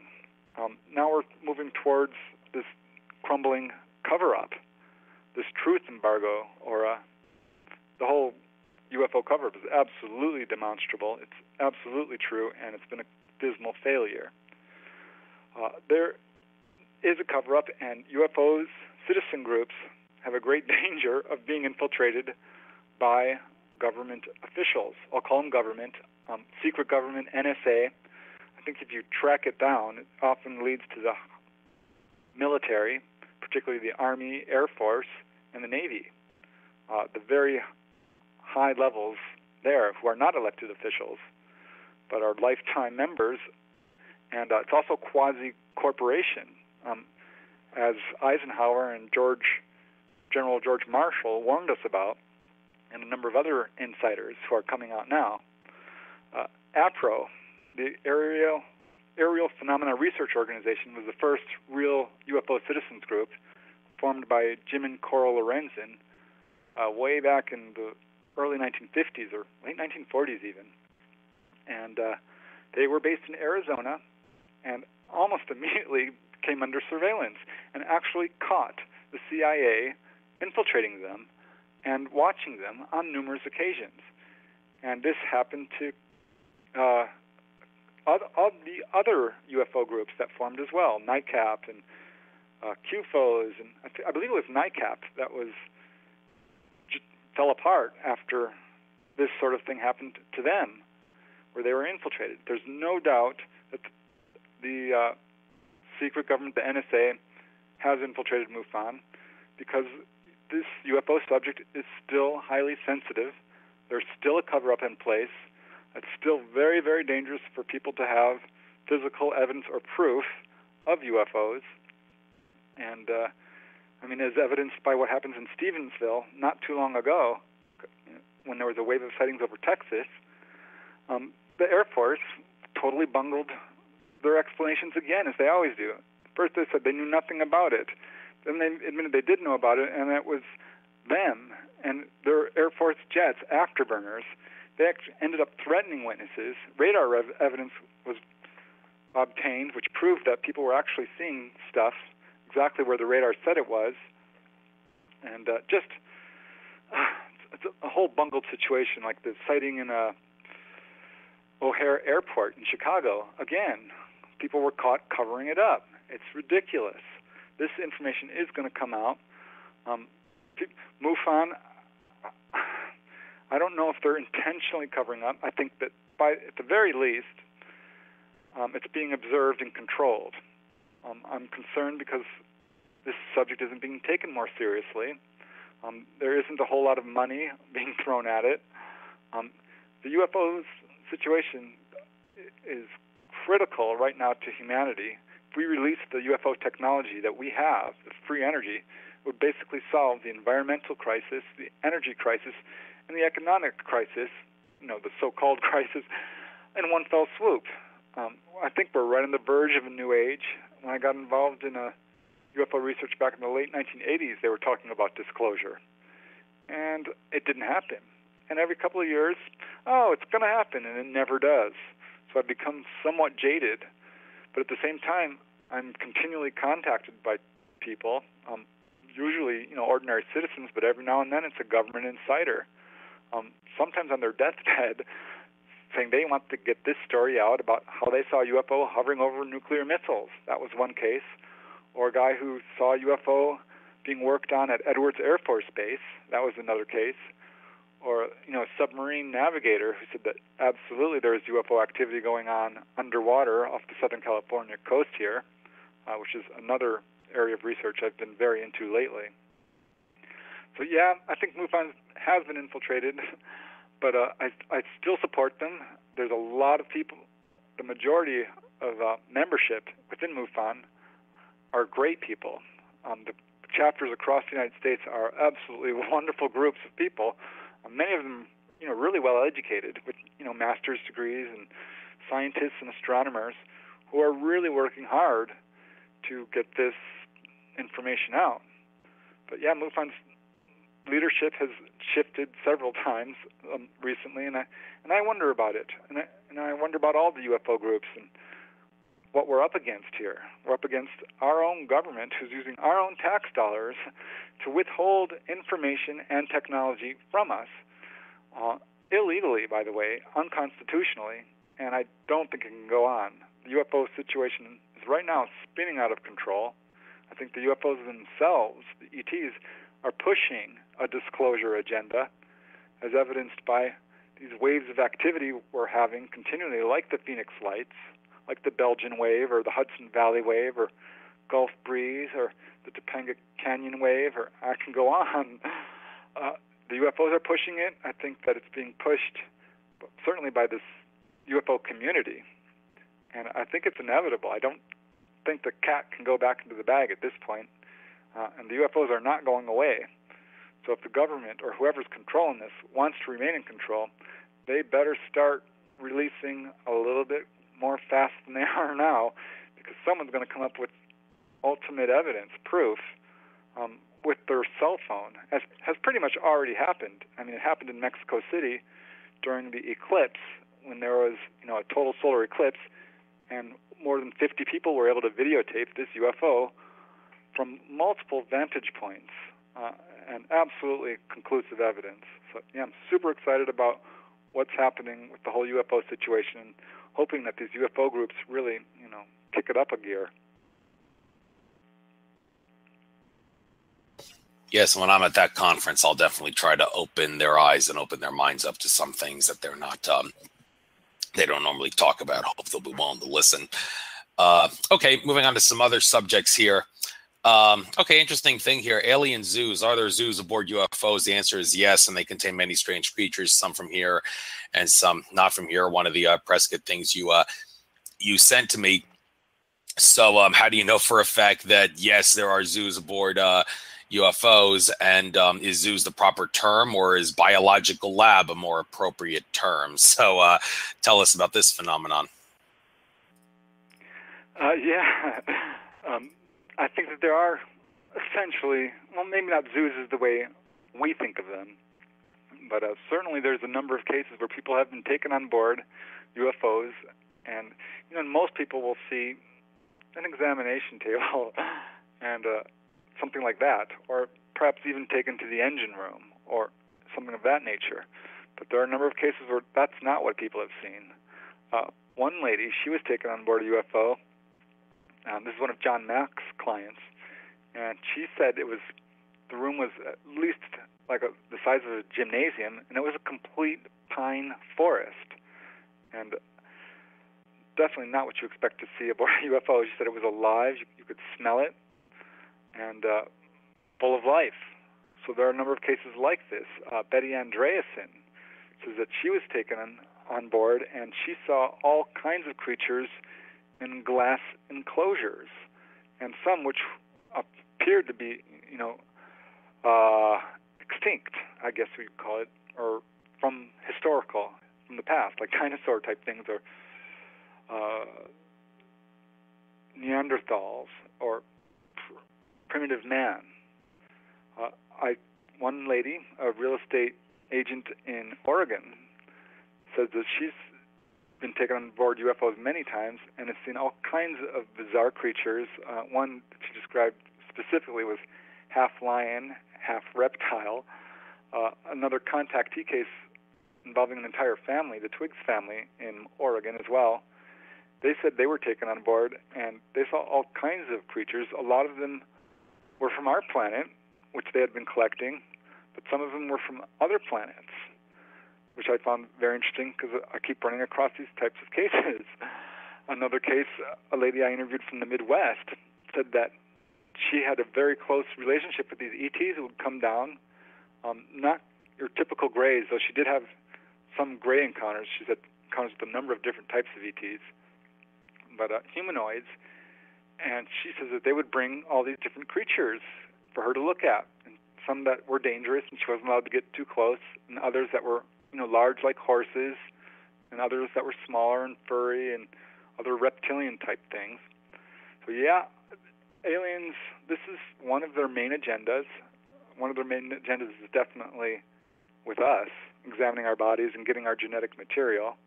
They seem to be very interested in alternative energy, very interested in warning people about the environment, and alternative healing. But beyond that, they're collecting all the animals on our planet. Another case in Wyoming, Carl Higdon, he was taken aboard a UFO. He was elk hunting, and once he got aboard the UFO, he saw some of the elk that he had been hunting in glass enclosures, along with other animals. There's cases of people who have seen elephants being taken aboard. A number of cases of cattle. There's a case in which a person saw alligators being sucked up into a UFO. So yeah, they're collecting our animals. And as I mentioned earlier, I think this might be where some of the animals that are so-called extinct are just really bizarre that we've never heard of before, like the chupacabra, which came out of the blue. Certainly there's no historical precedence for it. I think some of them are coming from these UFOs, who again are all about genetics. That's their big thing. And I think this is one of the reasons why they're all into collecting animals. There was one case, very interesting. This comes from one of Whitley Strieber's books. When they were having a UFO roundtable with a bunch of abductees, this lady was describing how she became obsessed with collecting twigs and plants and seeds and things like this, which is something I've heard from a number of people that I've talked to personally. And she filled up her living room with it, and one day it all turned up missing, and she realized that she assumes that it was her ET contacts were basically using her as a collector to collect, material from our planet. I definitely think this is one of their agendas, and more cases keep surfacing in which people are seeing UFOs sucking up animals. One guy saw him then taking his rabbits. So yeah, this occurs again and again. They're seen hovering over zoos on a number of occasions. I've got a very famous case like that in Arizona. I have a new book coming out, UFOs over Arizona, so that one's in there. And so yeah, they're all very much into animals, and I don't think we have any danger of any animal really going extinct. Maybe on our planet, but not for real, and certainly humanity. We don't have to worry about us going extinct either, because there are enough UFOs who have been collecting genetic material for the last 50 years at least to restart the human race. So yeah, I'm all about alien zoos for sure. Thanks. And now more. This is a very strange subject here. Alien clown connection. It says alien screen memories come in many forms, but the alien clown connection is one of the strangest of all. I have never heard of this, so naturally I got to ask you, what the hell's this all about? Yeah, this is weird, and I kept running across this. I remember one of the early cases I ran across was this lady, Marcelina, was having abductions experiences in Topanga Canyon. And she says, I had this really weird experience as a child where I saw this clown. I thought it was a clown in her living room, and she saw this painted face, but it had these weird eyes, these alien eyes that she would later connect with her gray-type ETs that she was being visited by. I kind of filed the case away and didn't think much of it until I received this other case where this lady saw a UFO. It went right over her head. Her best friend fell asleep and could not be woken up. And she kind of walked with this UFO down the street, could see inside of it through the porthole. Didn't see any aliens or really anything except an orange light. And this UFO just moved on. It was very close. She could have hit it with a rock easily, and it was obviously showing itself off to her. And she wondered if she had perhaps had missing time. She says there were these weird people in dark sunglasses standing on the street, which to me is a screen memory, because I've certainly heard that before. And she said, I had experiences as a child as well, in which I would hear figures coming into my bedroom and hear noises and see shadows and things like this. And there was one experience, and I don't know if it's related, she said, but I think it is. She said she woke up and there was this clown, a harlequin actually, and in this purple velvet costume, and little bells were ringing, and it was jumping up and down, and next thing she knows, she's in this rounded room, her clothes are off, and she's being, she sees a scalpel or this medical type instrument, and it cuts her. And she says, I don't know if that's related or not, but I thought to myself, this isn't the first time I've heard this. And I started to hear more. So I started to ask, what do you think of clowns? If you had and almost every time I interview an abductee, they have this dread fear of clowns. A lot of people do, it turns out. There's a whole clown phobia in society. It's called chlorophobia. And I think what's happening here, I looked into it, and other researchers have run into this as well. Bud Hopkins wrote a little bit about this and said the same thing. And whenever I bring this up at a UFO support group, people just go, oh God, I hate clowns. So I think what's happening is they're using this not so much as a screen memory, which happens to a lot of people will have an encounter, and the only thing they remember is, seeing an owl or maybe a deer or a wolf or something like that. But they're actually dressing up as clowns and wearing the full-on wig and the whole deal.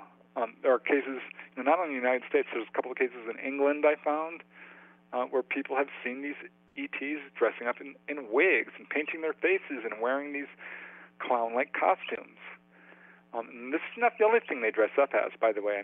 They're dressing up in pinstripe suits in a number of cases, dressing up in cowboy hats, disguising themselves as teddy bears or superheroes, and all kinds of things. I think their intention is, I'm guessing here, I'm speculating, that they're trying to reduce the fear level in the witnesses. And I'm not sure it's working because people are coming away from these experiences with a dread fear of clowns that is carried on into adulthood. And I have to wonder about all these scary clown movies that we have in the whole film world. The killer clown from outer space, or things like this. Yeah, there's this weird clown connection, and it keeps turning up, and you don't hear a lot about it. That's what kind of this book that I put together is about, the sort of more rare aspects and unusual, bizarre encounters that people have, which I actually wrote articles. This is how this whole book came about. Not from here is the book. I've put out Volume 1 and Volume 2. There are collections of articles that I wrote over the years that have not been published in book form, and I'm updating them and putting together in a book which covers all these really bizarre aspects. Yeah, and the clown connection is definitely one of them. Yeah, it's a shame people are afraid of clowns. They make you laugh. They're effing funny, as a evil clown named Captain Spaulding once said. So I don't know how people could be scared of them. So that's a shame that they are. But thank you for shedding light on that. I wasn't aware of that myself. But one more thing here on this paper, and then I'll move on to the next press thing you sent me. It said UFOs appear to have multiple agendas, including an active interest in mines and precious metals of our planet. Yeah, anybody who studies the work of Zecharia Sitchin is well aware of this, although I'd like to point out that Akashic Records that I mentioned earlier, Andrew Bartzis, he said Sitchin, he was right about many things, but one thing he was mistaken about was that the Anunnaki, they didn't mine the gold to shield the atmosphere of their planet Nibiru. It was actually some other reason. I'm not really going to get into that in this interview, but yeah, there is no doubt that ETs have an interest in precious metals, and whether it is for their own agenda or something else. Well, I'll let you elaborate on that. What's this all about, ETs and precious metals? Yeah, this is something I looked into, wrote an article about it, and found a good dozen cases, updated the article, found a bunch more, and put together, I think, probably the largest collection of UFO mine cases. That's ever been put together. These cases stretch right back to the early modern age of UFOs, and much earlier, apparently, and continue to the present day, and involving all kinds of mines, iron mines, titanium mines, gold mines, diamond mines, copper mines, you name it. The ETs are hovering over these things, and they're not only hovering, they are landing, and there are actual cases of humanoids being seen at these mines, and not only, mines with your typical mine with a tunnel, that sort of thing, but deep underground mines and open pit mines as well. So they're all about getting the metal from our planet, for sure. One really famous case occurred in 1953 at Brush Creek in California, to a titanium mine, in which these two miners saw this UFO hovering over their mine on April 20th, 1953. And it came back the next month on May 20th, and they not only saw the UFO, it landed, and they saw this little guy walking around. And it happened again exactly 1 month later on June 20th. And so at this point, they reported the encounter to officials. The case leaked out, and everyone was expecting them to come back on July 20th. Over 100 people showed up. There was vendors selling hot dogs, the whole deal.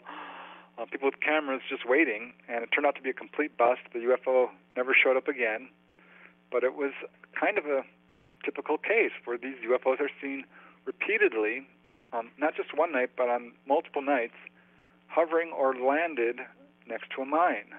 There was another case in Northern California involving a gold mine, in which these people had a real problem with this UFO hovering over them, to the point that it was affecting their work. One point they were driving along the road near this mine, and this UFO landed on the road in front of them, blocked their way, and ET got out and knocked them unconscious. And when they woke up, they were lying there on the road, in their own urine and feces. I mean, it was horrible, and they were affected medically, negatively, by this experience. So a lot of cases. There was a case in Texas where this UFO was seen hovering over a uranium mine, and they were in the process of digging up this uranium when this giant thing hovers right over the uranium mine, freaked people out. Some people were crying. They were so upset, and it goes away. And finally they get down to the uranium, and all the uranium had been spent. It was no longer active. So somehow they came and they took it. So yeah, these cases occurred not only in the United States, but across the world. In Arizona, which happens to be, the leading producer of copper, there are a bunch of cases where these UFOs are hovering over copper mines, and just brazenly, as they don't care that they're being seen. They went right over this one mine in Arizona, and hovered right over the smokestacks, and sent down this little probe, apparently, and this was in full view of all the witnesses, all the mine workers, rather, who were there, and a bunch of people within the town as well, Morenci. So very interesting case, and a lot of cases like this where they are just very interested in taking our metals, which I find kind of interesting, because you'd think with their abilities to dart around the universe that they wouldn't need necessarily to mine from our planet. But who knows? Perhaps our planet is very rich in minerals. It certainly seems to be. And if you chart UFO activity, you'll find that a number of hotspots are in places where there's a lot of mineral activity, including in Colorado. There's a whole mineral belt right near the San Luis Valley, which is definitely one of the huge hotspots. Hudson Valley, a lot of mines up in upstate New York as well. So I think there's absolutely there is a demonstrable connection. And there are people who've actually been able to photograph these UFOs hovering over our mines. So yeah, they're taking our metals. These guys should go get their own. This metal is ours far as I'm concerned. But all right, this is definitely one of their agendas, and I think it's important people become aware of it. Yes, and another more subtle agenda for ETs that you mentioned here is that ETs can be seen hovering over graveyards. Does it have anything to do with the souls of the deceased in those graveyards, or is there some other particular reason for that? Yeah, this one kind of freaks me out, I have to be honest. And it was kind of unexpected, but I kept running across it. And I remember when I first started thinking about this was when journalist Bob Teets wrote West Virginia UFOs and started talking about this cemetery, Nethkin Cemetery, which had so many UFO sightings over it that people were using it as a UFO stakeout. They go out there and wait for the UFOs to show up. And some of these grave sites showed, some tampering. And I thought, oh my gosh, when I heard this, I remembered instantly that Jim and Coral Lorenzen had a bunch of cases where UFOs were hovering over funeral homes or graveyards, as did J. Allen Hynek had a case, as did Raymond Fowler up in Massachusetts. So I started collecting these cases, and I found that they occurred across the world, throughout the United States, and are continuing today. I've got well over, I would say, 24 cases where they're not only hovering over graveyards, but they're landing, and people are seeing humanoids as well. One really interesting case comes from J. Allen Hynek, who talked about this couple who was going out for a drive just to see the newly fallen snow, and came upon the local graveyard. And what was really weird was it was covered in this bubble of fog, and only in that one place. And they're, that's weird. And as they get closer to it, they see lights or this object, and as soon as they see it, it's suddenly, he's paralyzed. He cannot move. His arm is pinned to the roof of the car, and to a point where it actually hurt him physically. And at this point, the object darts away, and he can move normally. And my feeling is that they were doing something they didn't want him to see. And there's a number of cases like this. A kid in France was taking a shortcut home through a graveyard like he always did, and came upon this landed UFO and an entity, and it runs into the UFO and takes off. And he ended up having, some problems from the exhaust coming out of this UFO where it burned him. And a number of these cases where people see UFOs hovering over these graveyards and go and investigate the next day and find the graveyard has been tampered with, or the graves. In the Nethkin Hill Cemetery, they found that it was usually the newly interred graves that were being targeted. So the question is, what's going on here? I mean, are we dealing with grave robbers from outer space? And the answer is yes. I think that's exactly what's going on here. I mean, there was a case where a funeral home up in upstate New York was apparently hit, and cadavers were mutilated in the same manner that you hear about cattle mutilations. So my guess, I mean, this is pure speculation, is that they're after genetic material. Now, why they don't do it when the person is alive, or if this is just an opportunistic event, that they're doing it because they can get away with it, or what, I don't know. But there's an abductee, Jim Walden, who said that he went under hypnosis and that his DNA was actually put together by the ETs from multiple cadavers that were taken, presumably from graveyards. So yeah, this is what we're dealing with, I think. Alien grave robbers, as macabre and bizarre as that sounds.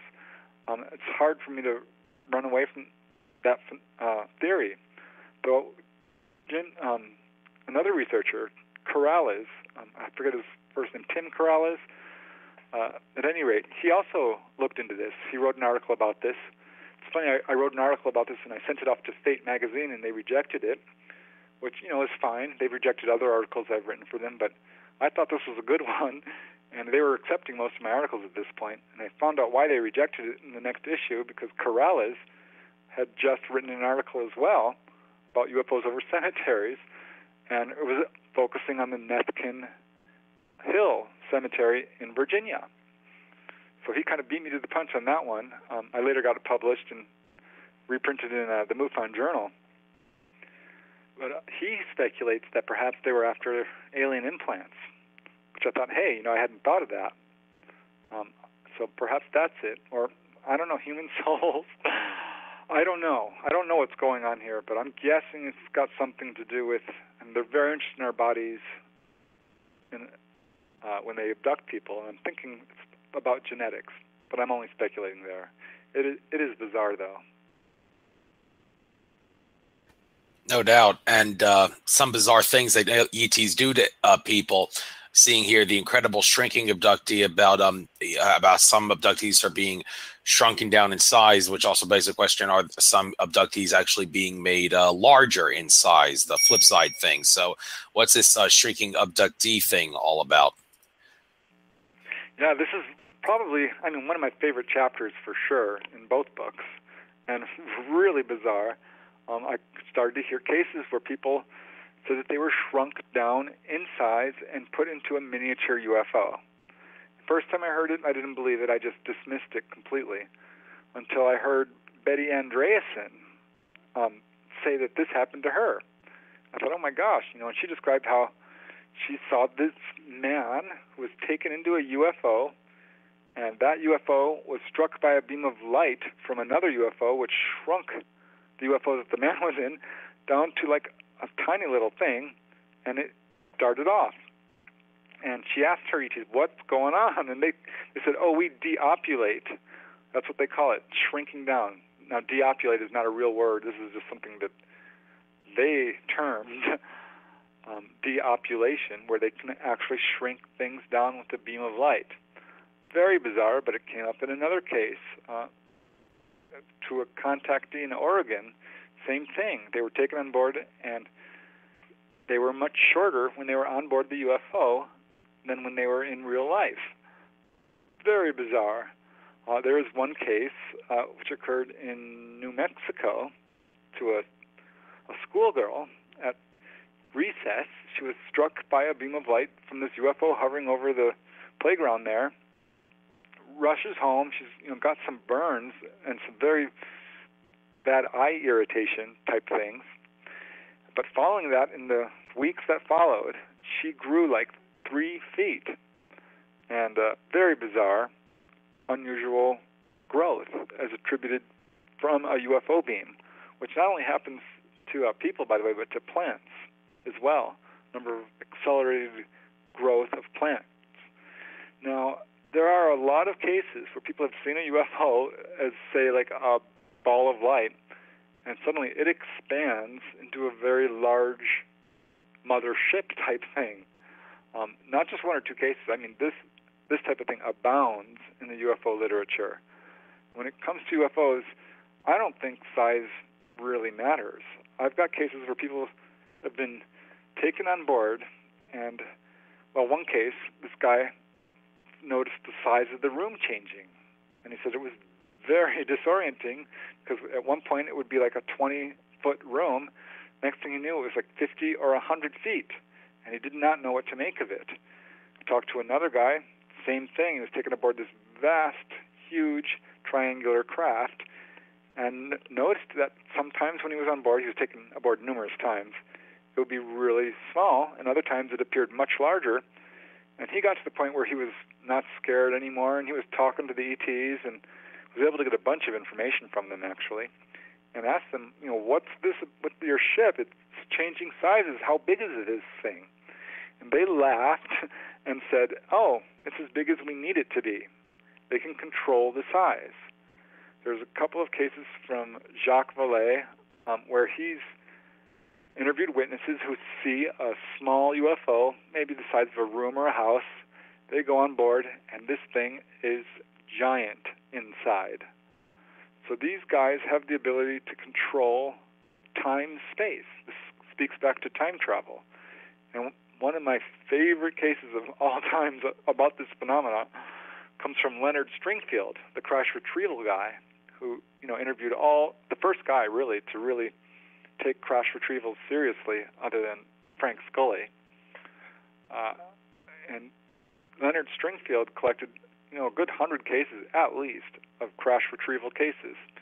And in one of them, he talked to this photographer who was taken to an air base in California to photograph a UFO.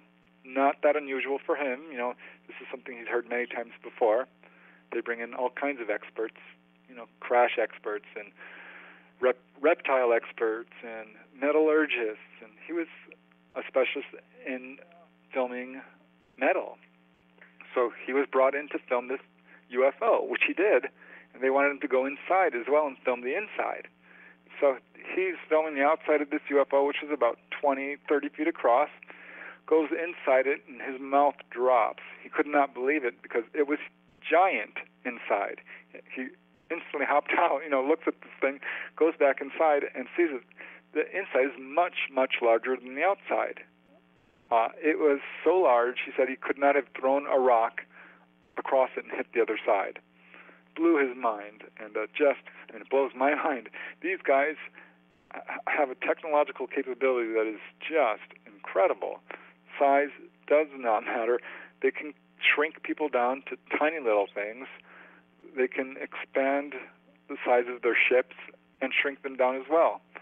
And a few scattered cases where they've enlarged things, but mostly it's this shrinking down stuff that I see a lot of, and just very strange. So yeah, I'm really impressed by their technology, and this is an ability that they have that I don't think a lot of people are aware of.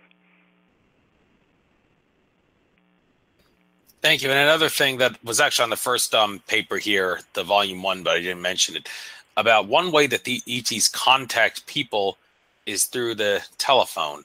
I haven't heard much about this, but interested to know how do you think they're doing it, and what kind of telephone, for that matter, because there's different types of telephones. Right.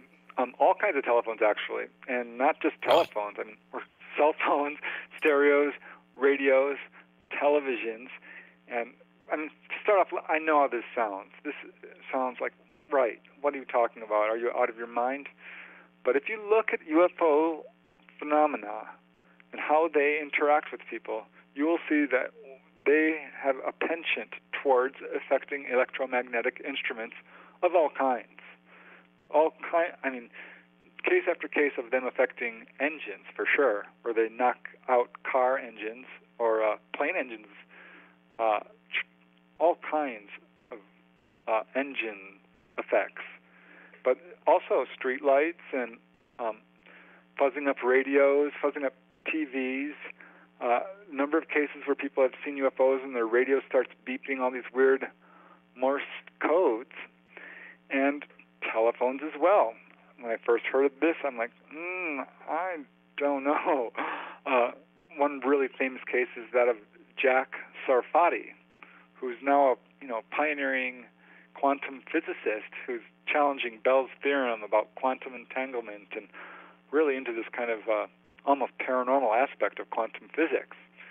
And he blames the ETs for his interest in this because when he was a little boy, he started receiving phone calls from an alleged ET. That's who they said they were. They said, we're ETs and we want to teach you about physics. And do you want to do this? And he said, yes, I do, sure. He's just a kid. And what he remembers is they were going to show up and he was going to be contacted.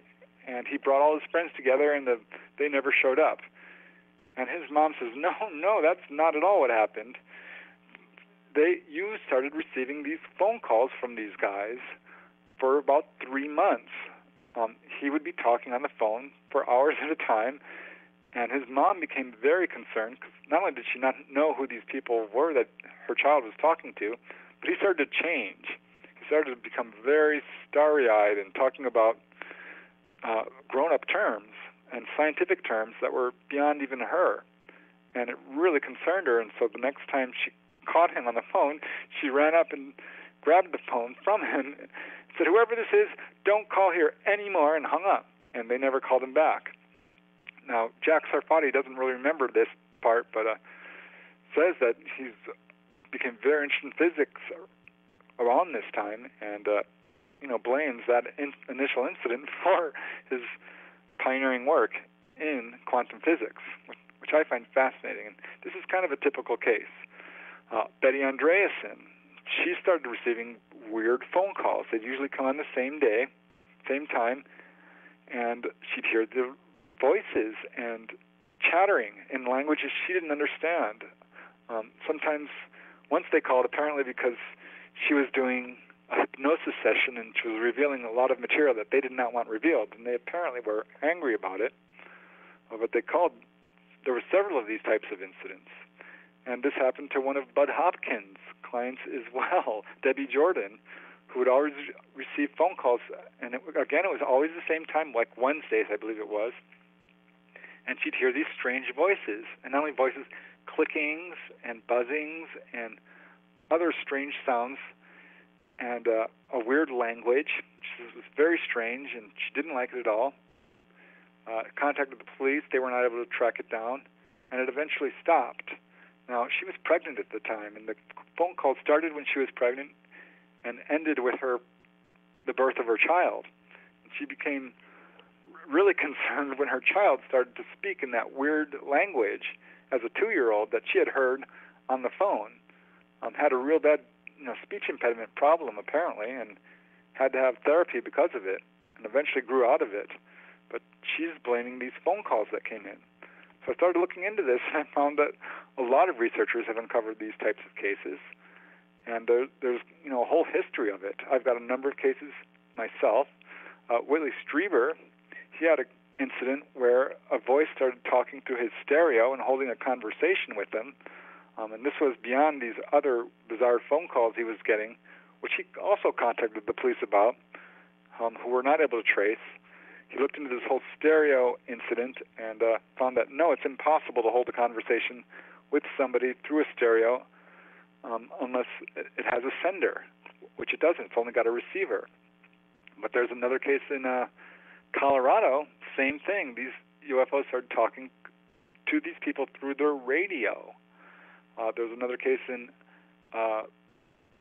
Africa, I believe it is, same thing, to a contactee where he actually would hold long conversations through his radio with these ETs. A number of cases on car radios.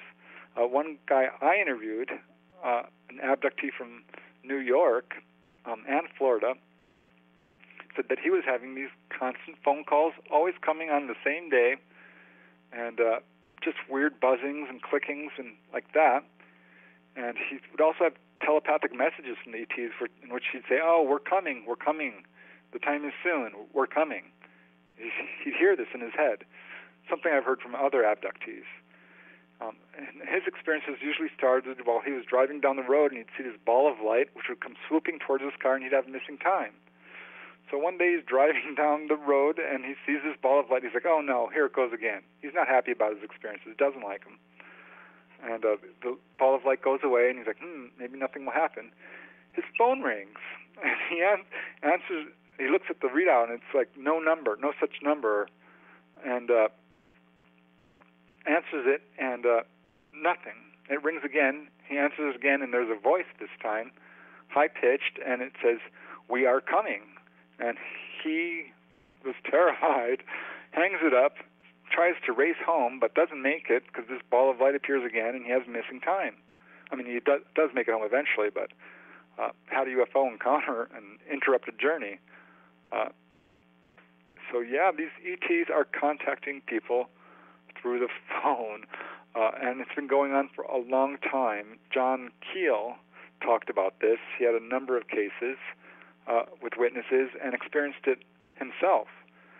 There's another case from Utah, which I heard about recently, where this witness saw ETs on his television, and not only saw actual images of ETs, saw the inside of a UFO, which was hovering over his house at the time, and it was manifesting on his TV. He was unable to get his parents to come look at the time, and it was on there for a good 10 minutes, the inside of this UFO he was looking at. Really traumatized him very badly.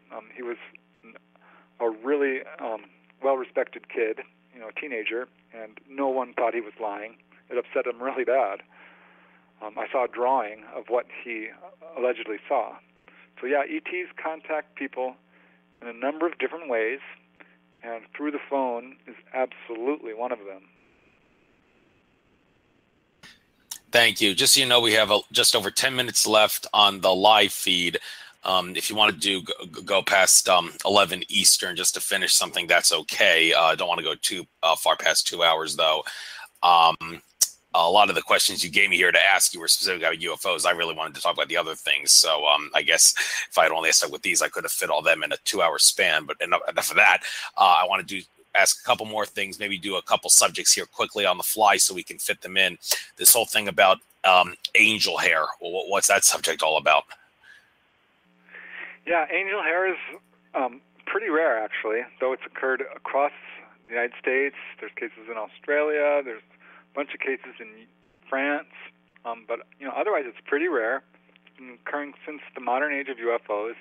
And angel hair is this weird, spider-webby, cotton candy-like substance which is ejected from UFOs on rare occasions, and nobody knows what it is.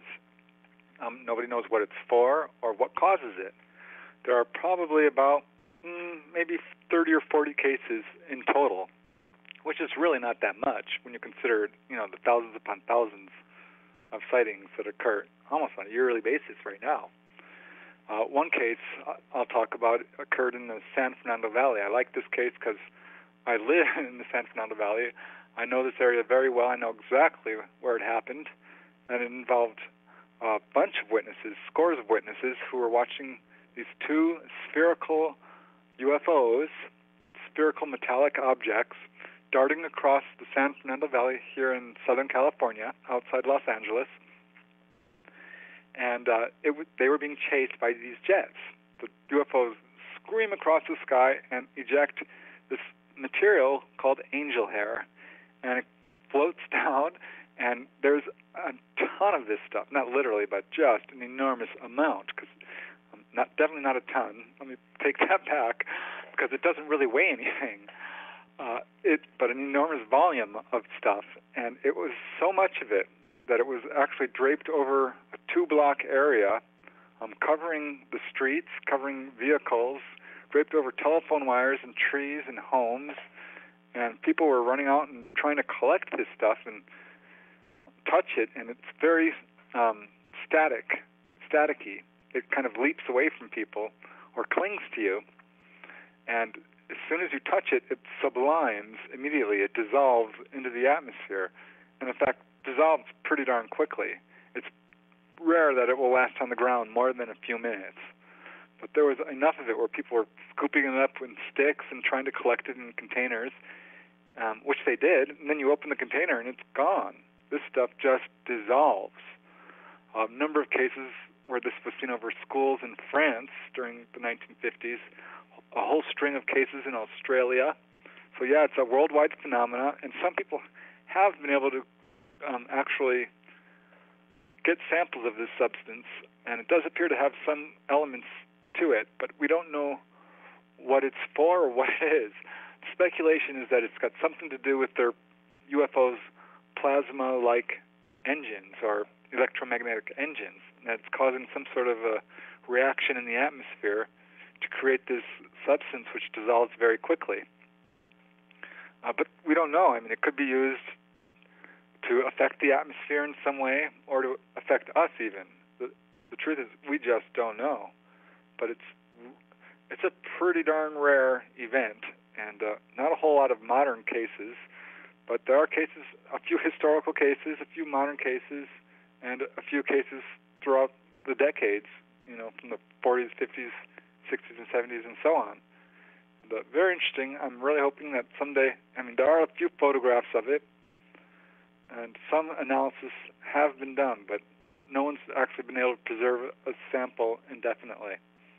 So we don't know what it is. It's bizarre. Maybe we should consider asking an Akashic Records reader. It's up to the discerner whether Akashic Records are a good source. But Just thought I'd point that out. All right, just so you know, 5 minutes, 40 seconds on the live feed. If anybody wants to listen to us talking after this live feed is up, you'll have to call the show call-in number 646-478-4747. But let's try to kill a couple subjects here on the fly here. Whole thing about ETs and liquids. Couple things here about alien drinks where people are given liquids by the ETs and told to drink them, and also UFO breathing pool where people, abductees, are placed inside a pool and made to breathe into a liquid. So all this liquid stuff. Could you elaborate on this briefly? Yeah, sure. Yeah, these are some more of these really bizarre cases. The alien drinks. There are a number of cases where people are made to drink liquids aboard UFOs. Generally speaking, it's unpleasant, though not always. This happened to Whitley Strieber. He said it was very bitter. There was a case in England where they were given a drink that was milky and awful tasting, and they were told the reason was to make them forget.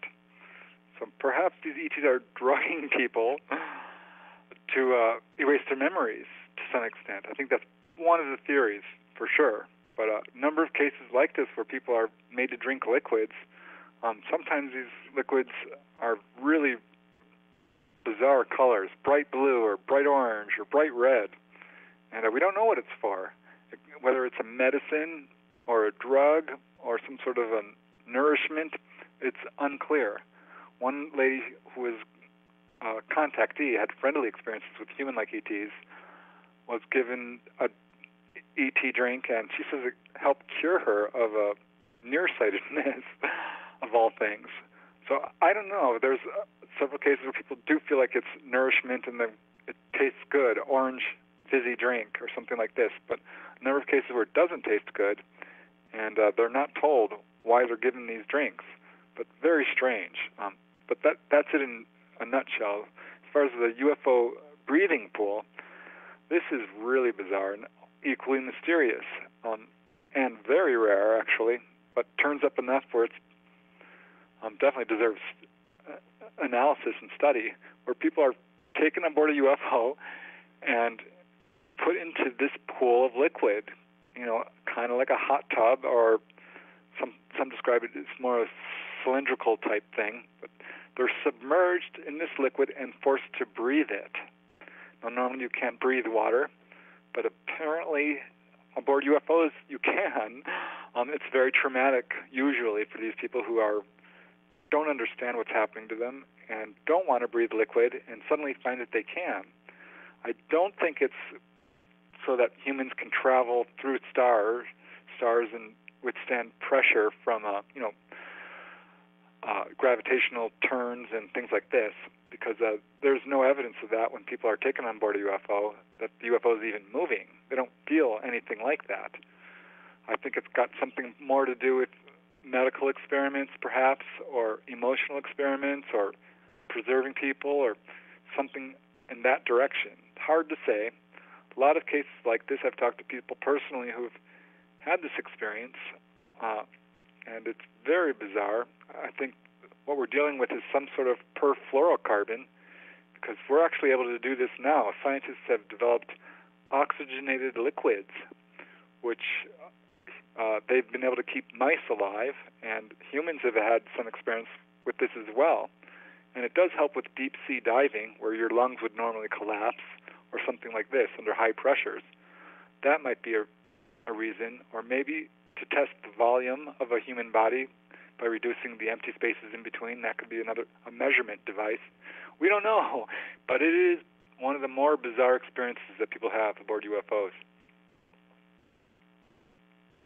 Thank you. And 1 minute, 30 seconds on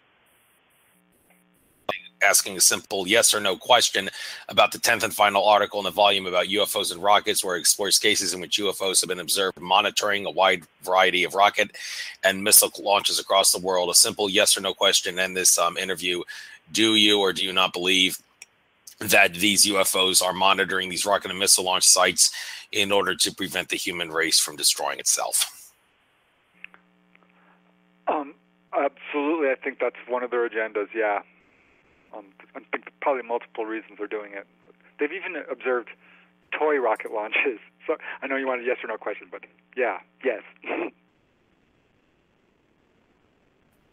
All right, that's cool. It's just that the live feed was going to be up, and I thought that was a good way to end this show. So yes, it makes perfect sense that that's what they do, especially since UFO sightings were much more common after the atom bombs were dropped on Japan in 1945. So with that said, I guess we'll bring this interview to an end. You hold the distinction of being the second ever guest on Capricorn Radio on Nature of Reality Radio. Second time I've done this show on Blog Talk and Capricorn Radio simultaneously. I said people would have to call in to hear you. That's not true. They could go to capricornradio.com and listen after that. But like I said, I do want to try to keep my interview things for the sake of all those listeners who have lousy attention spans. But all the shows will get archived, and I will actually be moving off Blog Talk Radio permanently after my subscription runs out October 25th. I don't see any sense of paying $400 a year for that when I can just as easily go on Capricorn Radio. So like I said, you hold the distinction to being the second guest who's been broadcast simultaneously on that. I promise you, Preston, I will spread this interview far and wide so people hear the fascinating stuff you have to say. And I look forward to reading maybe some of your books in the future, seeing some videos and articles that you do. And I wish you the best of luck on all your future endeavors. It was a pleasure having you on. I learned a few things myself. Hey, thanks very much. Yeah, thanks for the opportunity. I really appreciate it. All right. You're welcome. Take care now and good luck. Bye-bye. Thanks, you too. Bye. Okay, folks, that's the end of this show. Robert Stanley, who's done a lot of interviews with Alfred Weber and some recent interview with Carrie Cassidy at Project Camelot that I saw, will be the guest on next Wednesday. So this is Andrew Fisher signing off from Nature of Reality Radio. Namaste, everybody. Enjoy the rest of your trek throughout infinite consciousness.